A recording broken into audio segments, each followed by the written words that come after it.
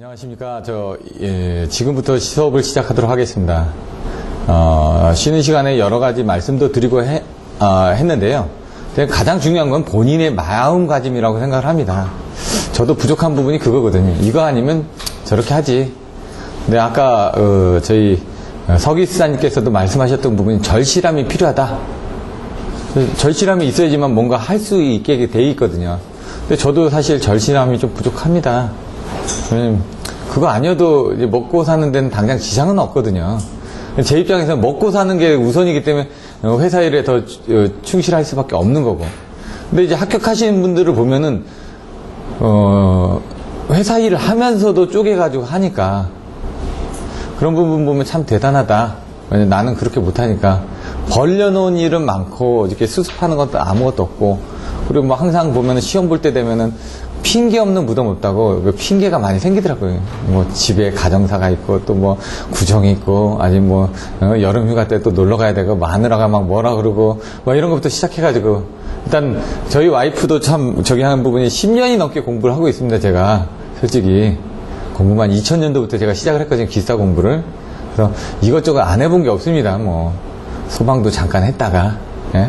그 다음에 건축전기부터 시작을 했으니까 철도 쪽도 잠깐 공부를 했다가 뭐 할 때마다 그러니까 왜 그쪽 업무를 하니까 그쪽을 공부를 하는 거죠. 소방도 제가 96년도에 땄거든요. 소방은 1급을 96년도 공사도 96년도 그러니까 20년이 됐죠. 그러니까 기억이 안 나도 뭐 이렇게 보면은 조금은 안다 이거죠. 대충 1급을 땄으니까 그래도 대충 어떻게 돌아갔는지 알거든요. 근데 전기는 알겠는데 기계는 모르겠더라고요. 에너지 진단사도 한참 공부도 했었고, 그것도 뭐 볼 때마다 이제 일주일 공부하거든요. 시험 보기 전에 일주일. 되냐 이거죠. 근데 이제 평상시 잊어버리고 있다가 그래도 이제 잊지 않고 이제 봤는데 그다음부터는 선 나버리니까 시험 접수하려고 갔더니 저번 주에 접수가 끝난 겁니다. 막 이런 식으로. 그럼 뭐 올 한 해 또 건너가고 1년에 한 번밖에 시험 안 보거든요. 민간 자격증이고 또 그러다 보니까 그걸 따봐야 별로 관심이 없었으니까. 하지만 이런 식으로 여러분들이 주변에 다니시면서 여러분들한테 필요한 게 있다라고 그러면은 주저하지 마시고 좀 지금 저하고 같이 공부하셨던 분들 중에서는 그 에너지 진단사도 따고 이번에 건축물 평가사도 1차 합격하신 분들도 있거든요. 근데 그분 지금 발성배정 계속 공부하고 있습니다. 지금도 타학원에서. 그래서 제가 얘기를 합니다. 뭐 아무 때나 여기 놀러와서 같이 공부하시라고. 근데 이제 거기도 스터디를 하고 계시기 때문에 토요일 날 이쪽에 참석을 못하고 계시는 것 뿐입니다. 그래서 그분 나이가 이제 30 초반입니다. 30대 초반. 그러니까 뭐 벌써 틀리죠. 똑같습니다. 그 시간을 쪼개서 하는 부분들은. 힘드시겠지만은 나머지 21일 동안 조금 더 열심히 해서 유종의 미를 거둘 수 있게끔. 아까 말씀드렸던 것처럼 이번에 접수를 안 해서 공부를 안 하는 게 아니라 이번에 접수를 안 했더라도 연습을 하는 겁니다. 그 시험을 보기 전까지. 왜냐면 지금 2월달 이때가 참 좋은 시간이거든요. 구정이라는 시간도 있고 회사 일도 좀 적은 부분이 있거든요. 사실 처음에는. 근데 이제 제가 보직을 옮기다 보니까 갑자기 이제 국내 사업부에서 해외 사업부로 옮기니까 뭐 지금 뭐 비드 투 비드나 비드 투 바이 때 뭐 견적서 제출해야 되니까 거기 나오는 RFQ 리퀘스트 포 쿼테이션 해가지고 뭐 견적 요청서를 다 읽어야지만 됩니다. 그러니까 이것저것 봐야 되니까 정신이 없습니다. 지금도 그 견적서 자출할 거 또 가지고 왔거든요. 월요일까지 제출을 해야 되니까. 돈을 벌어야 되니까. 돈을 벌어야지 저도 먹고 사니까. 어쩔 수가 없는 겁니다. 그런 시간에서도 이제 쪼개서 여러분들한테 막 하려고 하는데, 그나마 제가 이거 안 하면 저도 안 하거든요. 근데 이 키워드 아까 했던 것들 저도 생각이 안 나는데 한번 보고 나면 그다음부터 쭉쭉쭉 나온다는 얘기죠. 그런 단계를 여러분들이 열심히 하시고, 바로 조금 전에 했더라도 지금 보여드릴 겁니다. 이제 문제 보여드리면은 거기서 키워드를 뽑아내는 훈련을 딱 보고, 이거는 제가 레시피를 만들었다고 하지만 여러분들이 레시피를 만드는 훈련을 자꾸만 하셔야 된다는 얘기입니다. 여러분만의 레시피. 아까처럼 어떤 특징, 영향, 원인, 영향, 대체, 장점, 단점, 정의도 딱 만드는 어떤 중간의 키워드. 근데 이제 제가 말씀드렸던 그런 그 레시피의 주된 양념은, 아니, 된장찌개에 된장 안 들어가면 되나요? 그건 된장찌개가 아니죠. 두부 안 들어가면 되나요? 그리고 호박이라든가 파라든가 양파 안 들어가면 되나요? 그런 것들을 제가 그 레시피라고 하고 그냥 말씀드리는 거니까 그건 누구나 할 수 있는 겁니다. 단지 여러분들이 안에서 힘든 것처럼 느껴지는 것 뿐이니까요. 거기에 이제 좀 추가된 거는 이제 넣는 순서. 아까 얘기했던 게, 이런 식으로 애우신 다음에 이게 왜 이렇게 됐는지, 요건 배치를 이렇게 하시고, 그런 부분을 조금 더 알아가시는 겁니다. 이런 자리에 오셔가지고. 다시 한번, 설명을 드릴 테니까, 아까 부분에 대해서 잘 이해가 안 되셨다면은, 다시 한번 집중하셔가지고, 여러분만의 레시피를 가져갈 수 있는 기본적인 백그라운드를 되는 겁니다. 가장 좋은 건 뭐냐? 따라서 하는 겁니다. 음식 옆에서 만들죠. 똑같이 따라서 하면 맛은 안 나옵니다. 그 맛은 똑같이 해도. 하지만 그렇게 자꾸 하다 보면 나온다는 얘기죠. 그러니까 제가 이렇게 설명하고 이런 부분을 설명은 되는데 이 답안지처럼 쓰는 거는 안 된다는 얘기죠. 저도 왜 안 써봤으니까. 설명은 맨날 하니까 되는데 머릿속에만 있어도 설명은 됩니다. 근데 그걸 배치하는 부분이 안 되기 때문에 여러분 손코테이에서 쓸 수 있게끔 조금만 더 노력을 해주시면은 지금 2월달 뿐만이 아니라 8월달에도 8월도 3일인가요? 4일인가요? 8월 3일인가? 그렇습니다. 이번에도. 그래서 8월 3일로 제가 기억하고 있는데, 그리고 얘가 2월 9일이고, 예? 그렇게 해서 좋은 결과를 맺을 수 있게끔 조금만 노력을 하시면 될 것 같습니다. 제가 옛날에 좋아했던 얘기 중에, 예, 한자 이거 기억하고 있는데,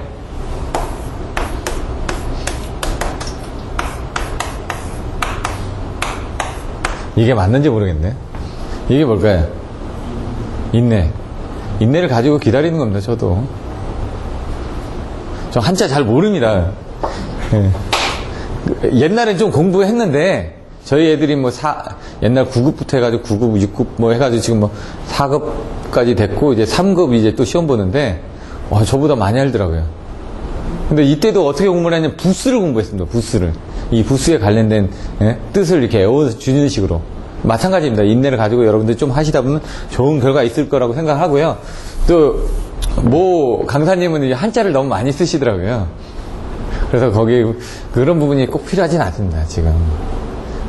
제가 보기에는 차라리 영어를 더 많이 쓰시는 게 향후를 위해서라도 그런 부분이 더 도움이 될 것 같습니다. 한자 세대는 이제 좀 지나갔으니까 이제 영어 세대로 해가지고 영어 쪽 더 신경 쓰시기 바라겠습니다.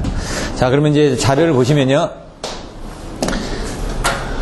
배전자동화의 구성과 특징, 어떻게 구성되어 있고 어떤 특징이 있는지 여기 목적도 나와야 되겠죠. 그래서 처음에 배전자동화가 뭐냐, 배전자동화를 하기 위한 목적이 뭐냐, 그리고 배전자동화가 구성이 어떻게 되어 있고 거기에 특징이 어떻게 되냐. 이 특징이 아까 보시면 선배, 부자, 개사, F전, 냉피, 정무, 공정관계, 첨정검민, 이거 생각나시나요? 이것도 금방 나오죠. 근데 본인이 나올 때까지 계속. 그러면 이제 그 다음에 이제 또 단건변압기 장단점. 키워드가 뭐였죠? 장점?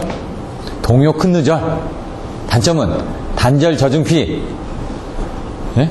동량이. 아까 앞에는 기계적인, 뒤에는 정기적인. 또 설명드리는 거예요. 여자 전류, 디지털 계정기 구성. 어떻게 되냐? 여기 계정기가 뭐다? 보호 계전의 목적이 뭐다? 이렇게 하면서 디지털 계정기, 아날로그 정지형 디지털이 있는데 그 디지털 보호 계정기에 대해서 설명하겠다. 그 디지털 보호 계정기 구성은 어떻게 되냐? 아날로그 계정기는 뭡니까? 그냥 아날로그로 해가지고 기계적인 부분밖에 없는데 얘는 어떻게 전자식으로 되어 있다 보니까 입력을 받아서 출력을 내보내까지 이 FSD, MAG 연출해가지고 나가더라. 거기에 대한 장단점. 아까 얘기했죠. 여기 구성 있고 장단점 있지만 뭡니까? 정의도 넣고 특징도 넣고 앞뒤로 뭔가 양념을 갖다 넣으시란 얘기입니다. 지금 그거를 아까 저기는 뭐 자기의 포맷이라고 말씀을 하셨죠.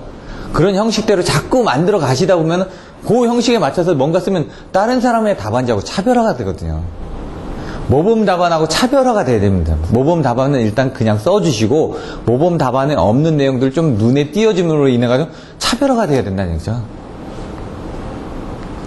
자, 진동, 대체. 진동이 뭐가 있냐? 섭습한 진동도 있고, 뭡니까? 바람에 올라가는, 예? 슬리트 점프도 있고, 그리고 눈에 의해서 생기는, 예? 갤러핑도 있고, 섭습한 진동. 이렇게 해가지고, 눈에 의한 부분이 뭐냐? 그럼 바람에 의한 부분이 뭐냐? 이런 식으로 해가지고, 진동에 의한 부분이 뭐냐? 섭습한 진동도 있고, 뭐, 와류 진동도 있고, 뭐, 여러 가지 내용들이 나오겠죠, 이제. 그럼 그런 것들을 줄여주기 위한 대책이 뭐냐? 그럼 아톡스 베토. 예?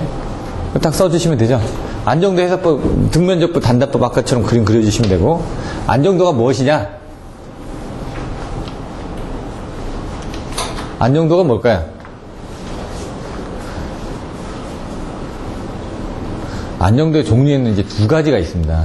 위상각 안정도하고 전압 안정도가 있다고 그랬죠. 그래서 이 보통 물어보는 안정도는 위상각 안정도입니다. 다. 위상각 안정도라는 겁니까? 위상이 벌어지지 않는 거죠. 그래서 동기를 유지할 수 있는 정도를 이제 뭐 안정도라고 하고, 동기 화력이라는 부분이죠. 동기 화해력, 동기화력. 동기 화력이 이제 안정도를 유지하는 조건이 되겠죠. 그래서 안정하게, 그러니까 사고가 생기더라도 다시 돌아갈 수 있는 뭐 안정된 뭐 힘이 있다든가 뭐 그런 식으로 이제 여러 가지 책에서 써져 있습니다. 그래서 어떻게 그림이 되는 안정도에서 여기 동그라미 있고 여기 동그라미 있고 여기 동그라미 있고 여기 동그라미 있는데 이렇게 돼 있으면 안정하고 이렇게 하면은 불안정하다. 안정도가 뭐냐? 이게 안정, 이게 불안정 이거죠. 동기를 유지하느냐? 동기를 유지하지 못하면 불안정하다면서요. 그런 식으로 그림을 하나 그려주면 표현이 되거든요. 근데 이 그림 제가 그린 게 아니라요. 한전 자료 보면 다 나와 있습니다. 그래서 지금 제가 볼 때마다 요즘 한전 자료들을 가끔 보는데 놀라운 내용들이 많이 있더라고요. 이거 답안지 쓰면은 참 괜찮을 텐데. 그러니까 이제 맨날 모범 답안만 보다가 그런 한전 쪽에서 한 답안지를 보니까, 한전 쪽의 자료를 보니까 이걸 갖다 쓰면 진짜 차별되는 내용들이 많더라고요. 근데 처음부터 그걸 보시면 여러분들 모릅니다. 그게 무슨 내용인지. 그래서 제가 조금씩 일단 모범 답안으로 가는 방법, 모범 답안이 딱 되고 나서 발생되면 제가 그런 것들을 공부해가지고 여러분들한테 나눠드린다는 얘기죠. 여기에는 내가 공부해보니까 이런 게 괜찮은 것 같더라. 그런 식으로. 저도 이제 시간을 가지고 이제 조금씩 더 공부를 하고 있기 때문에 그러면 이제 더 많이 보겠죠. 그런 부분이 있습니다. 랭킨 사이클 같은 건 넘어가고요. 소극여자 방식 아까 송남부저 뭐라고요? 예? 인계자 위진동 작불부, 그 다음에 변진증거제 절개고역 쓰세요. 송남부저, 인계자 위진동 작불부, 변진증거제 절개고역, 소극여자, 송난, 난조, 부재동현상, 저주파 동요, 송남부저, 인계자 위진동, 인덕턴스의 계자 변화에 의해서 위, 인계자, 자석의 응답이 지연돼요. 진, 예? 뭐 진, 뒤에 진이 뭐였더라? 진동을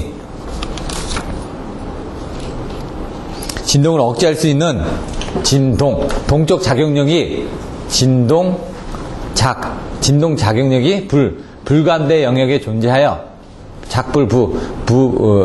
부재동 현상이 발생한다. 왜냐면 감도가 좋은 쪽으로 가야 되는데 불감대 쪽으로 하니까 얘가 자꾸 부재동 현상이 발생된다. 그게 원린이 되면서 그 그림 그려주고, 그럼 PSS의 구성이 어떻게 되냐? 구성, 기능, 목적 뭐 이렇게 또 나오겠죠. 그럼 구성이 어떻게 되냐? 변진증거제, 변환장치를 통해 가지고, 예? 여기 보시면은 또 있네. 변환기를 통해서 진상, 지상, 회로망을 통해서 증폭기를 통해 가지고 신호 제거를 통해서 신호 제한을 해준다. 절개교육 하면은 절연을 강화해야 되고, 계자시성수, 향후 정마입니다. 이런 것들은 나중에 자료에 있으니까 보시면 될 것 같고요. 여기서 기능하고 구성에서 기능을 저는 회출력 출진방이라고 써놨네요. 회출력 출진방. 또 하나를 빼먹고 했는데, 그건 이제 회전속도 및 발전기의 기계적, 정기적 출력을 감지해서, 회전속도하고 출력, F, P, W죠. 아까 예? 출력을 감지하고, W, 각속도, 회전속도나 회전자의 회전속도가 각속도입니다. 주파수나 회전속도나 정기적 출력을 감지하여, 그 FPW죠. 그 다음에 여자전류를 제어해가지고, PSS가 아까 소극여자에 들어가는 여자전류를 제어해가지고 회출력 출진방, 여자전류에서 출진방, 출력의 진동현상을 방지한다. 출진방. 이렇게 외웠습니다. 전압 강화 계산, 뭐 이런 부분이고요. 그럼 여기까지 먼저 한번 보겠습니다. 배전자동화, 컴퓨터하고 통신 제어 기술을 응용하여, 활용하여, 여기 원거리에 산재되어 있는 전기 설비를 현장에 가지 않고도 감시하거나 제어하여 운전 정보를 수집하여 배전 계통을 효율적으로 운전하는 것. 이렇게 내용이 나와 있습니다. 네, 제가 뭐라고요? 공운 설계라고 했죠? 공운 설계. 공급 신뢰도 향상, 운전 효율의 극대화, 설비 투자의 감소. 설비 이용률이 아니네요. 설비 투자를 감소할 수 있다. 이렇게 개통 운영의 현대화. 극대화, 현대화, 뭐, 이런 것들. 내용들 한번 보시면 되고. 제가 아까 보셨던 건 배전솔로. 주상복합 이렇게 FRU, FRTU 해놨죠? 그런 부분을 다 뭔가 받아가지고 중앙제어 장치에서 제어를 하고 있다는 얘기죠. 그럼 이 배전솔로 보유업조에 들어가는 이 부분이 나오죠? 변전수의 차단기가 있고, 피더 쪽에 지금 주상변화 있고, 수용가 있는데 그 사이에 패드 스위치라든가, 리클로저라든가, 가스 스위치라든가, 이런 IS라든가, 이런 부분들을 각각을 제어하겠다는 얘기입니다. 그런 그림들 한번 보시면 될 것 같고요. 용어들이 있고요. 이건 한번 보시면 되고. 배전제어 단말장치가 FRTU, 피더 리모트 터미널 유닛입니다. 기능 특성 효과. 이런 것들도 중요한 키워드입니다. 기능 특성 효과. 기능 특성 효과, 원인, 영향, 대체, 예? 그리고 장점, 단점, 특징, 뭐 이런 식으로 그런 것들에 맞춰서 여러분들이 뭔가 자꾸 해버를 타셔야 된다는 건. 기능 특성 효과, 선배, 부자, 개사, F전, 냉피, 전부, 공정, 가배, 첨전, 건민, 이런 식으로 이제 3번하고 4번은 바꿨습니다. 왜? 기본서에 그렇게 나와 있으니까. 저는 모든 걸 기본서 기준으로 먼저 외웁니다. 왜? 누구나 다 보니까 처음에 기본서를 기준으로. 아니 뭐 여러분은 문법책 볼 때 어떻게 합니까? 맨투맨을 보든 성문을 보든 기본을 본 다음에 그 다음에 토익으로 넘어가서 가니까 그런 부분이 되어 있어야 된다는 얘기죠. 그렇게 보시면 됩니다. 일단 내용들은 이제 시간 관계상 제가 넘어가고요. 근데 이제 아까처럼 이거 열심히 했거든요. 선배, 부자, 개사, F전, 냉피, 전무, 첨전, 건민, 공정, 가배 하는데 선배, 부자는 또 나오는데 여기서 저를 안 나옵니다. 그러면 잘 생각해 주세요. 선배. 이게 배전솔로 자동하니까 선로 운전 자동합니다. 배전솔로 자동하니까 선로 운전 자동합니다. 여기까지 나온다는 얘기죠. 선배. 배전 정보를 관리하고 수집한다 이거죠. 왜? 여기서 사고가 났는지 알아야지 뭔가 제어를 할 거 아닙니까? 이게 선로 운전 자동화라고 했으니까 아까 피더 오토메이션이니까 선배, 부하를 집중적으로 제어해야 될 거죠. 이게 자동화니까. 제가 부하 제어라고 아까 얘기했는데 부하 집중이 안 나왔죠. 부하 제어하는 거다. 컨셉이 있으면은 선배, 부자 자동으로 원격 검침을 해야 된다는 거예요. 돈 대신에 뭐 받았으니까 그거 가지고 원격 검침 하지 않습니까? 좀 선배, 부자, 개사, F전, 개폐기나 사고. 왜? 자동화니까. 개폐기 상태를 감시해가지고 사고 시에 구분 절차를 하면 된다. 이런 것도 쉽습니다. 왜? 선로 운전 자동화하고 보면 기능 특성 효과니까. 예? 그 다음에 배전 정보 관리 수집. 저는 배전 관리 정보 수집이 아니라 배전 정보를 관리하고 수집한다. 이렇게 외웠습니다. 그게 더 외우기가 좋아가지고. 그게 그 말이거든요. 다 두 글자 아닙니까? 두 글자씩. 배전 관리, 정보 수집, 배전 정보를 관리하고 수집한다. 막 거기서 거기거든요. 개사 F전 관리를 한다고 그랬으니까 뭡니까? 수집을 한다고 그랬죠. 여기 뭔가를 가져오는 건 뭡니까? 그걸 계측을 하는 거죠. 개사 F전 피더를 부하를 계측하고 전압 변동을 계측하고 뭔가 변동이 되는지 피더의 부하가 어떻게 되는지 전압이 어떻게 되는지 그러니까 V하고 I를 계측하는 겁니다. 그거를 가지고 곱하면 P는 루트 3 VI 코사인 세타 이게 뭡니까? 킬로와트 아닙니까? 돈을 내기 위해서. 그래서 자동 원격 검침을 한 다음에 돈을 내라고 하는 거죠. 선배, 부자, 개사의 부전, 냉피 집중 제어를 한다고 그랬죠. 이게 크게 올라갑니다. 그럼 빨리 잘라버려요. 올라가기 전에. 냉난방 부하를 제어하거나 피크컷을 제어하기 위해서 쓴다. 제어를 한다고 그랬으니까. 냉피 전부 전력 낭비하고 이건 부하 원격 검침 이렇게 여기 부하 원격 검침 이렇게 써놨을 겁니다. 아마 선배, 부자, 냉피 전부니까 부하 원격 검침인가 그랬을 것 같습니다. 볼까요? 그게 맞는지?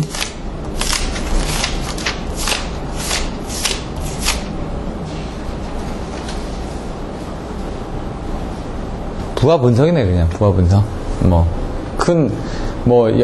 내용이 좀 틀리더라도 어차피 흐름적으로 외우는 겁니다. 그러니까 이게 어려운 게 아닙니다. 키워드만 나오면 흐름만 생각하시면 나오니까. 그 다음에 공정가배, 선로 운전 자동을 하면서 아까 공 나오면 공급 신뢰도 이렇게 나왔잖아요. 공은 설계 나왔던 부분하고 똑같습니다. 그러면 신뢰도가 올라간다는 건 정정 구간이 축소된다는 얘기죠. 그렇게 된다는 얘기죠. 요게 나오면 요게 나옵니다. 두 번째까지. 여기 3개씩 안 썼습니다. 기본서에는 2개씩만 돼 있거든요. 그러니까 어려운 게 아니라는 얘기죠. 딱 개념만 잡고 있는 상태는 과배. 여기 뭐 배전 정보를 관리하고 수집하는데 피더 부하를 계측하고 있죠. 그럼 과부하 사고를 예방하기 위해서 피더를 계측해가지고 만약 이게 올라가면 어떻게 합니까? 이런 식으로 피크컷을 해가지고 제어를 한다는 얘기거든요. 그런 내용을 보시면요. 공정과압에 배전 손실을 저감하기 위해서 배전 쪽에 대한 정보를 수집해가지고 전압 변동이라든가 이런 것을 가지고 한다는 얘기죠. 그리고 공정과압의 첨전검민, 첨두부하를 여기서 집중 제어해가지고 첨두부하를 잘라버린다는 얘기죠. 제어했지 않습니까? 이거 피크컷이니까 전원 설비 투자를 지원한다는 얘기죠.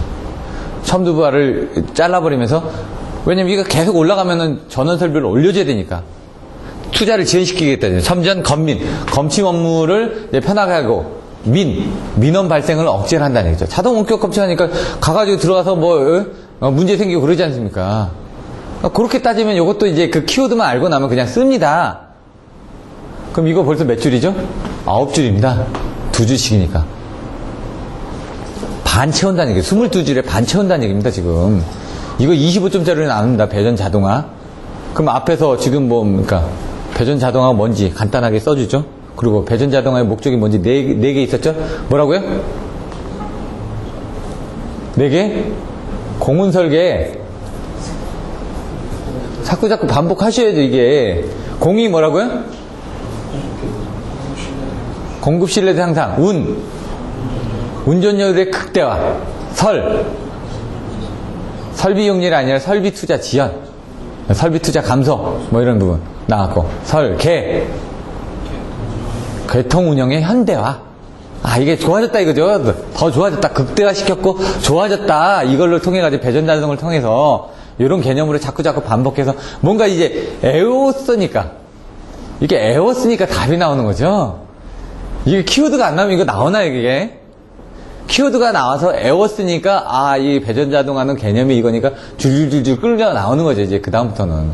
그러면 그 다음에 여러분들 어디 가서 얘기해도 머릿속에서 선배부자 하고 있는 겁니다, 그냥. 달달달 다 나옵니다. 저도 이게 하도 안 외워지니까 맨날 이거 선배부자, 개사의 표준, 냉피전무, 공정과압의 첨전검민 이것만 들고 다니면서 외웠습니다. 이건 나오는데 옛날에 시험장 갔는데 이게 안 나오는 겁니다, 이게. 왜? 개념만 잡혀있고 이 히스토리대로 이렇게만 이해만 하고 있으면 나오는데, 그래서 이제 무적정 애우다 보니까 안 되는 거고, 그걸 이해하면서 뭔가 이제 풀어쓰기 좋게끔 레시피를 여러분들이 만들어 주셔야 된다는 얘기죠. 적용을 어떻게 했다. 그래서 예상효과가, 여기도 보시면은 공운 설계하고 아까 똑같죠. 공급 신뢰도 향상, 목적으로 인해가지고 예상효과가 되는 거죠. 공급 신뢰도 향상하니까 이런 정전 시간이 단축되고, 운전 여유를 극대화가 되는 거죠. 운영관리의 업무의 신속화, 설비 투자가 지연이 되죠. 그 다음에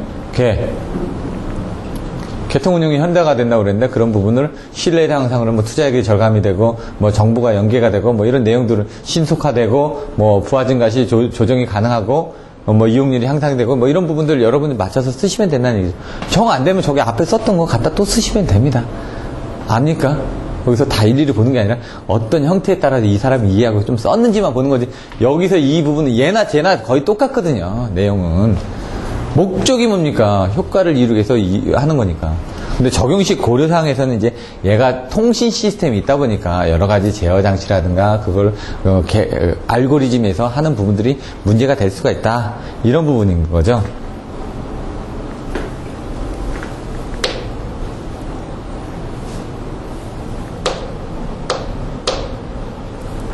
그냥 넘어가겠습니다, 이게.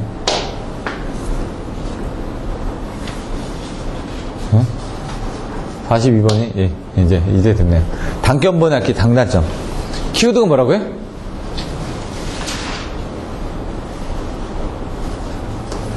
키워드가 장점, 단점. 여기 일단 장점, 단점. 장점의 키워드. 5글자. 크게. 다시 한 번 더 크게. 이게 그게 크게입니까? 아니, 남자가 돼가지고 꽃이 달고 나와가지고, 동효 큰 누절. 그 다음에 단점. 5글자. 단절 저중피. 기계적으로 동량이 줄어든다. 효율이 증가된다 그랬죠. 장점이니까. 큰 용량을 걸 수 있다고 그랬죠? 아까 효율하고 큰 용량하고 그림 2개 그려주시면 되니까. 누설자속이 없다고 그랬죠? 기계적으로. 하나니까. 동요 큰 누절. 그럼 절연 레벨이, 예? 틀려진다고요. 절연 레벨을 낮출 수 있다고요. 왜? 직접 접지기 때문에. 동요 큰 누절, 단전절 집히. 단이 뭘까요? 단락 용량. 단락전류. 네. 하나의 몸체이기 때문에 뭔가 이렇게 커버해지는 게 없이 그냥 다이렉트로 연결하기 때문에 그래서 문제가 되는 게 절연 레벨에 대한 설계가 필요하다 이거죠. 그렇지 않으면 2차 측도 바로 다이렉트로 넘어가니까 위험하니까. 저가 뭐였죠? 저압축의 권선에 대한 것들을 고려해야 된다는 거예요. 바로 넘어가 버리니까. 네? 그러다 보니까 1차 측하고 2차 측하고 같이 같아져야 되는 중성점 직접 접치 계통이 돼야 된다는 얘기예요. 그 다음에 단절 저증 P가 나오면 뭐가 해야 될까요? 피레기 아닌가요? 피레기? 그렇게 되는 겁니다. 지금 일단 큰 컨셉만 보여드리는 겁니다. 단권 변압기 장단점. 근데 여기서 보시면 이게 단권이고 이것도 단권이죠. 최승. 근데 얘를 쓸 때도 있고 얘를 쓸 때도 있다고 그랬죠. 여기서 이제 여러분들 좀 헷갈리는 부분만 있기 때문에 나머지는 한번 보시면 됩니다. 그 컨셉으로 읽어보시면 되니까.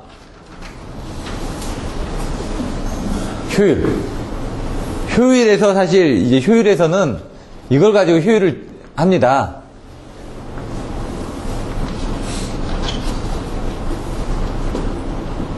이게 자기용량이에요. 여기 부분이 항상. 여기 작은 부분. 여기 1차에서 2차로 넘어가죠. 그럼 1차가 보통 이게 되고 2차가 이게 되죠. 예? 근데 이 반을 나눠놨지 않습니까? 그럼 1차가 이게 되고 2차가 요게 되거나 그렇게 되겠죠. 여기서는 항상 요 가운데를 기준으로 하라고요. 여기도 항상 이 가운데를 기준으로. 그러면 여기서는 보면은 얘가 이 부분이 되는 거죠. 그리고 여기 부분은 얘가 이렇게 됩니다. 여기도 여기가 되면은 얘가 여기 부분이 될지 여기가 될지. 근데 여기는 부하가 여기였죠? 예? 근데 얘는 부하가 여기였죠? 근데 가운데 기준은 항상 여기라고요, 여기. 그것만 생각하시면 됩니다. 키포인트는. 그래서 자기 용량, 선로 용량, 고유 용량, 부하 용량. 이렇게. 요거를 생각하시면 됩니다. 자, 근데 요거만 일단 보시면은. 작은 용량의 변압기로 큰 용량의 부하를 걸 수 있다. 아까 있었죠? 네. 작은 용량의 변압기로 단건이 이거 했는데 실질적으로 여기 들어왔죠? 1차 측의 용량 아닙니까? 이렇게 봤을 때. 근데 2차 측의 용량은 이만큼이죠? 큰 용량을 걸 수 있다고 그랬었죠? 자선 고부. 고유 용량은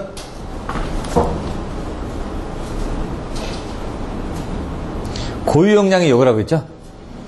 고분. 예? 자선 고부 부하 용량. 자 보시면은 부하 용량은 여기서 이게 되네. 전체 부하가 이거니까 자세히 보시면 가운데만 기준이 되면 됩니다. 가운데만. 그거만 헷갈리시지 않으면 저쪽에서도. 그럼 고유용량은 어떻게 됩니까? 여기 부분이 되는 거니까 여기 부분이 어떻게 되냐 이거죠. V2에서 요 V1을 뺀 만큼이 여기 전압이 걸리겠죠. 거기에 여기 흐르는 전류는 이쪽으로 흐르니까 I2가 걸린다는 얘기죠. 그리고 여기는 여기에 부하용량이니까. 그러면 여기 뭡니까? 전압에다 이거니까 V2, I2 하면 얘 빠지고 하니까 1-V2분의 V1이니까 자기보다 작은 용량에 의해서도 충분히 더 많은 부분을 걸 수 있다. 이렇게 수식으로 증명을 할 겁니다. 부하 용량이 고유 용량보다 크므로 소용으로 큰 부하를 걸 수 있다. 이렇게 한 거죠. 앞에 그 그림이 있는데 여기서 이런 그림 사실 그리기가 힘들고요. 여기 자선, 고부 뭐 이렇게 나오는데 여기 있네요. 여기. 동량의 감소로. 예? 효율. 동요 큰 누절에서 동량 부분, 효율 부분 이렇게 나온다고 그랬죠. 큰 용량으로 걸 수 있다가 이 부분이 되고 여기 보면 자선 고부라고 했죠. 자기 용량은 어떻게 된다고요? 자기 용량은 항상 여기라고요. 위에는 자선 고부라고 했으니까 이게 자기 용량 자선 고부 이렇게 생각하시라고요. 자기 용량은 뭐라고요? 여기 전체에서 항상 이쪽이 기준이 되는 거죠. 여기 전체에서 여기를 빼면 여기 나오죠. 선로 용량은 어떻게 됩니까? 여기 되겠죠? 예? 여기하고 똑같은 거죠. 근데 이걸 반대로 하든 이쪽으로 하든 똑같은데 이거 지금 그림을 이렇게 그려놓고 다른 데서는 그림을 반대로 그려놓고 한 경우가 있기 때문에 헷갈리실까봐 그런 겁니다. 그림이 막 이쪽으로 되고 얘는 이쪽으로 됐죠. 지금 또 블록원선에는 탄코변압기 이렇게 그림을 그려놨습니다. 아까는 이쪽으로 그려놓고 거기서 중요한 건 여기 부분이 자기 용량이 되고 자선 고부로 이렇게 보시면 된다고요. 예? 선로 용량은 여기가 되겠죠. 아까는 부하 용량이 될게요. 그런 부분으로. 그런 컨셉만 잡으시면 됩니다. 여자 전류.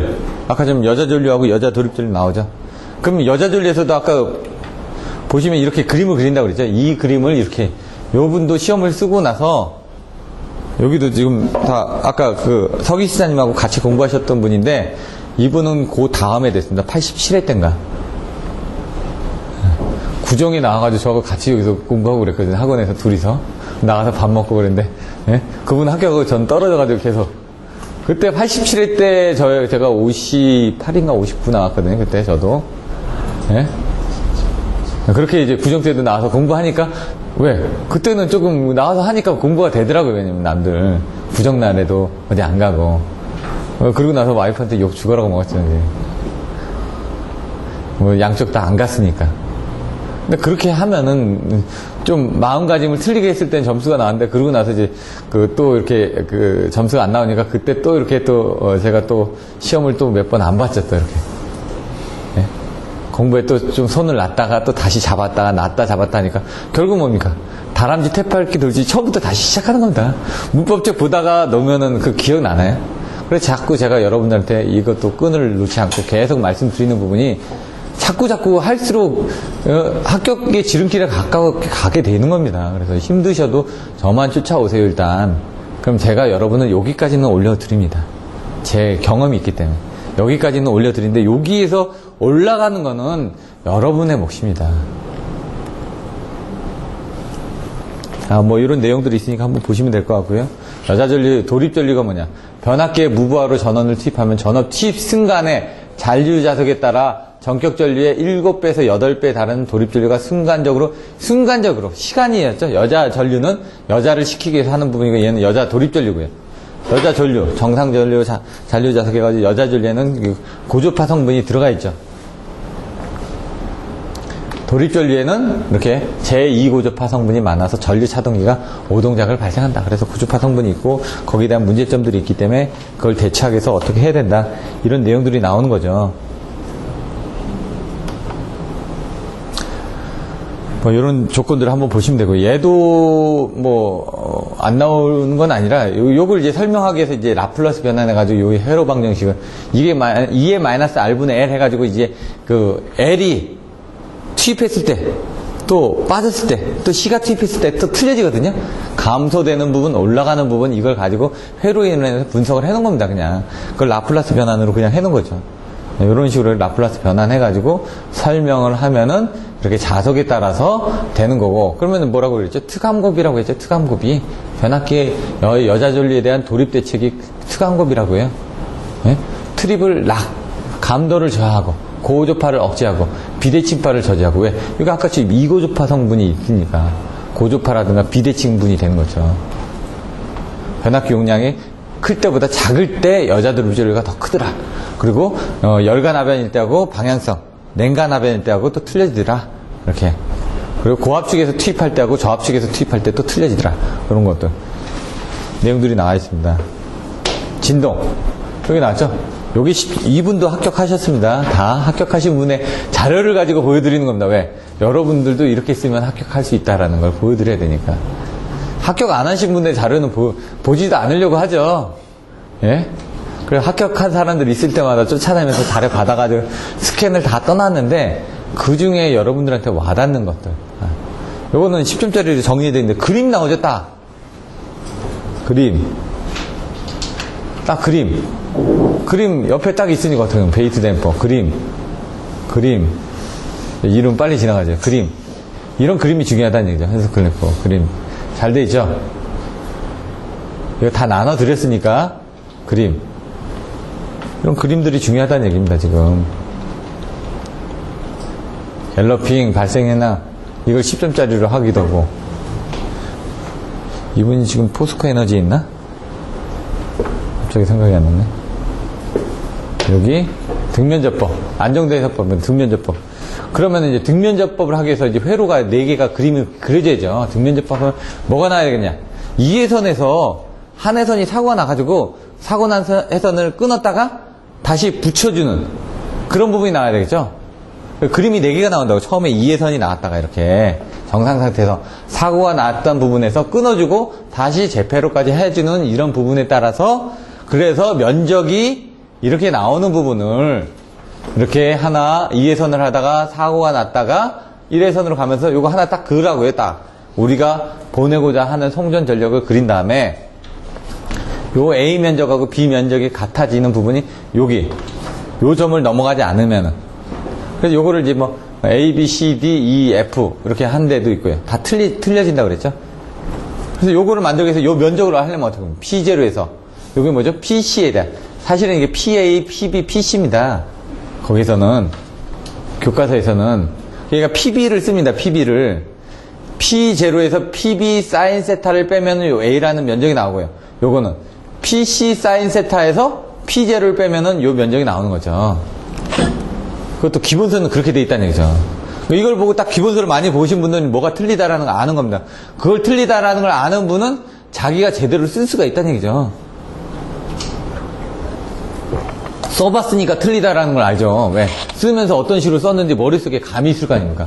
얘를 PA 그리고 왜? 이렇게 생각하시죠. 2회선이 있다가 어떻게 됩니까? 사고가 났다가 그러니까 이게 PB죠. 그 사고를 없애서 1회선만 송전할 때 그림을 그릴 때도 그 순서를 맞춰서 그려주셔야지만 된다는 얘기죠. 면적 P0-PB 여기는 PC 사인-P0 이렇게 되죠. 그럼 이게 맞나요? 공식은 이렇게 써놓고 PB 사인 세타 하면은 PB 사인 세타면 요걸 빼라는데 여기에서 요걸 빼라 그러면 요 면적이 나오는데 안 맞죠 지금 수식하고. 그러니까 이걸 딱 보는 순간 이 사람은 거버린다는 얘기죠.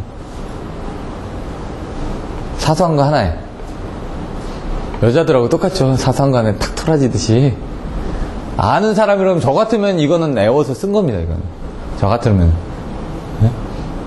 왜 이런 답안지는 똑같은 거 엄청 많거든요. 근데 사실 그것까지 자세히 볼 시간이 없다는 얘기입니다. 지금 형태만 보는 거지. 아 그림 4개 그렸고 요거 그림 그려서 아 이렇게 설명했어. 배치만 보는 거지. 아 이거 좀 잘 보이게 썼는데 왜 보통 이렇게 그리는데 이 앞에다 표로 해가지고 이렇게 설명을 해놨으니까.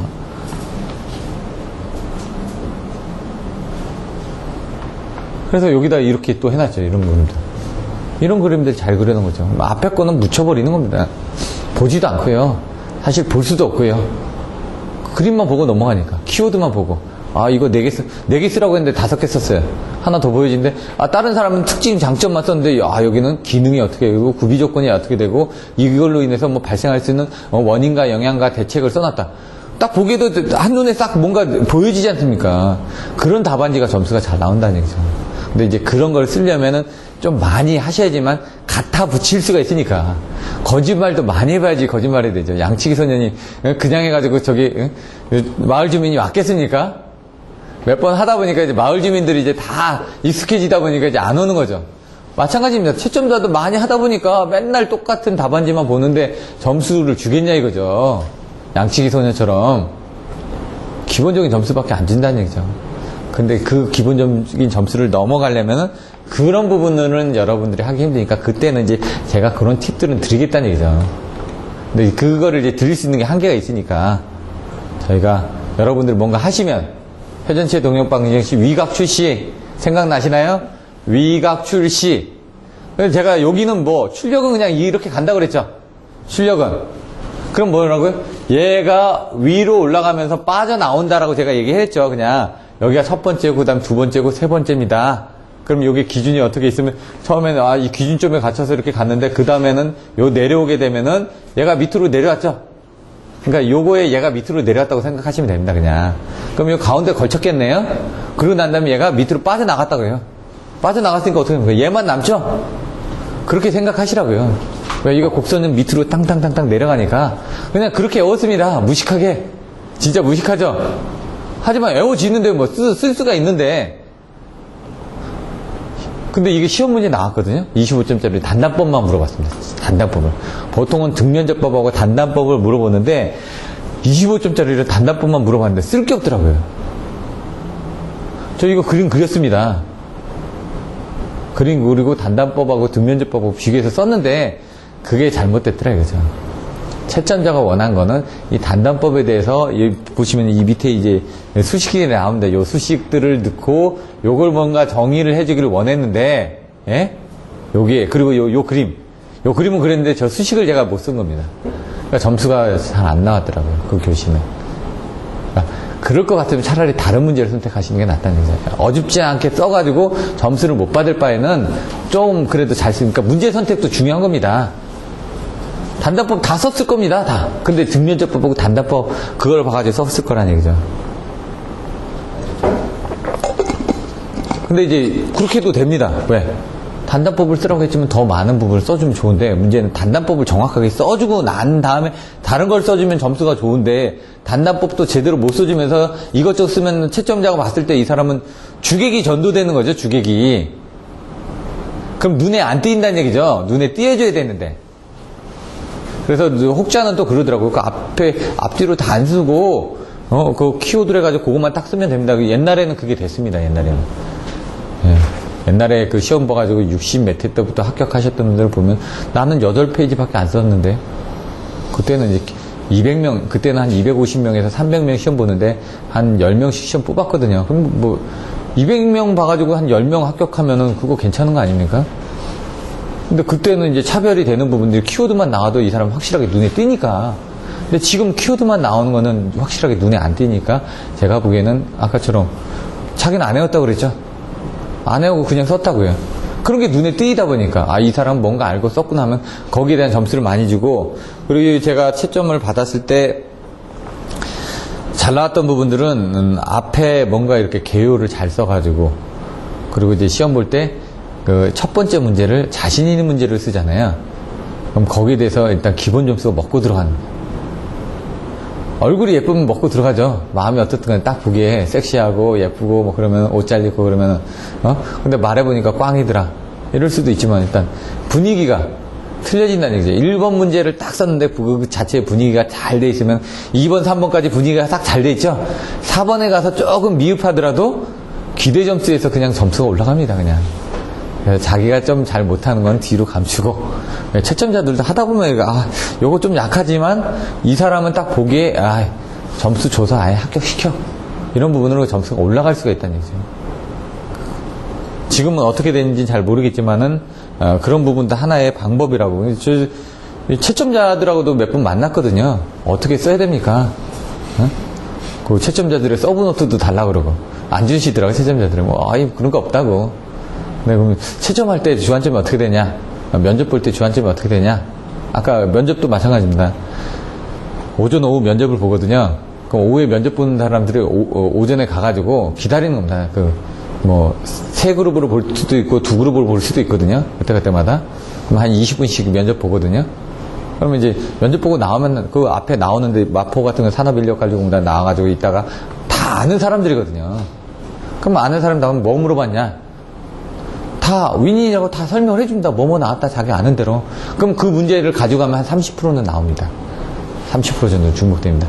근데 저는 이제 그렇게는 안 하고 그 사람들이 가져온 문제를 보고 또 공부를 합니다. 왜? 그 문제들이 그 다음에 그 면접관들이 출제자거든요.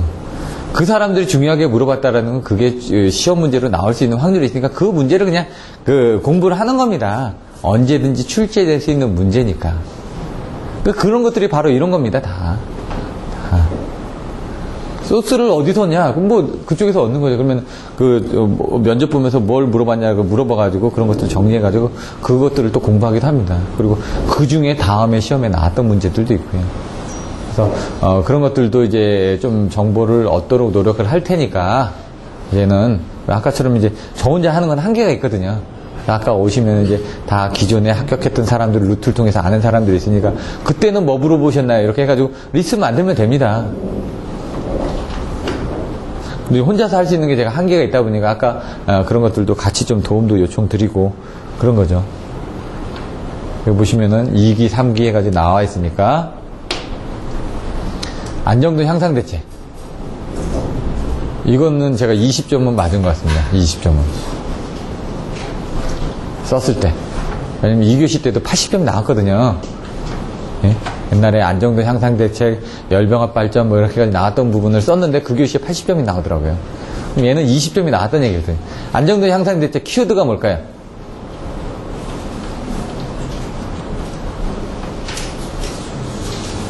안정도를 향상시키려면 안정도가 뭔지를 먼저 설명을 해야 되기 때문에 안정도가 뭐냐 그래서 발전기 운동 방정식 또는 회전치 운동 방정식을 해가지고 이렇게 탈주한다는 거는 이렇게 된다. 그래서 안정도 향상을 위해서는 아까처럼 경기적 출력, 전기관 이렇게 했습니다. 전기적 출력을 증가하거나 기계적 입력을 감소하거나 관성 정수를 증가시키면 된다. 이건 뭐냐?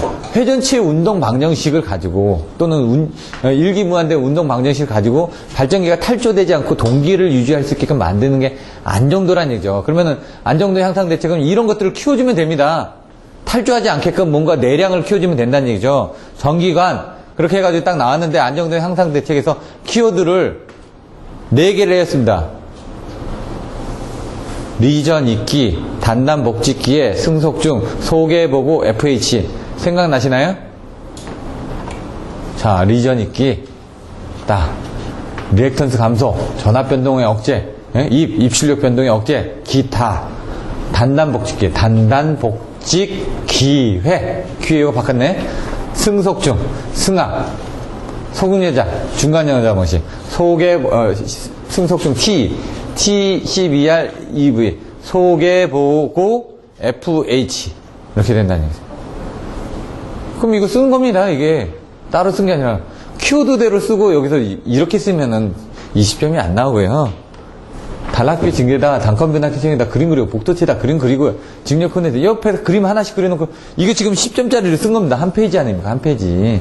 25점짜리를 쓰려면 어떻게 합니까? 늘려야 될 거 아닙니까? 이거를 두 장으로 늘리려면 얘가 이쪽으로 가죠. 송전전압 격상 P는 X분의 ESER 사인 세타에서 얘가 올라가면 P가 올라간다. 이런 식으로 소극여자 방식 ABR 채용 해가지고 쓰고 중간조상 방식 그림 뭐죠?